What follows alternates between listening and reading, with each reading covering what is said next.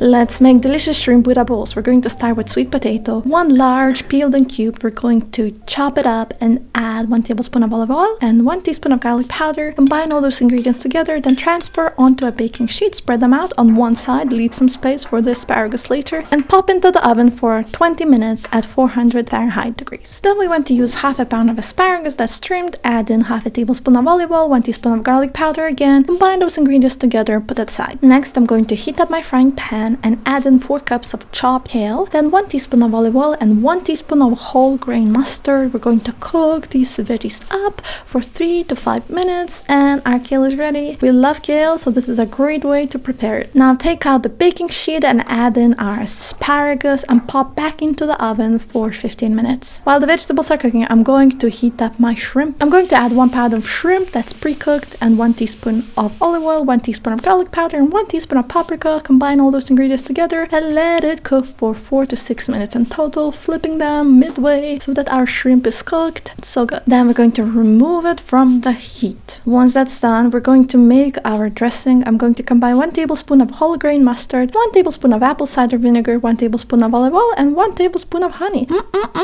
Give it a good mix. It tastes like magic. Now when the veggies are ready, we're going to prepare our containers. Add in our quinoa that's cooked according to instructions. Then of course kale that we made up, sweet potatoes and asparagus that we cooked up, and I'm going to top it all up with shrimp and drizzle with the dressing. Enjoy these shrimp Buddha bowls. They're so delicious, so flavorful, and you can store them in the fridge for up to 4 days. Enjoy cold or reheated. For more recipes, go to allnutritious.com. Thank you.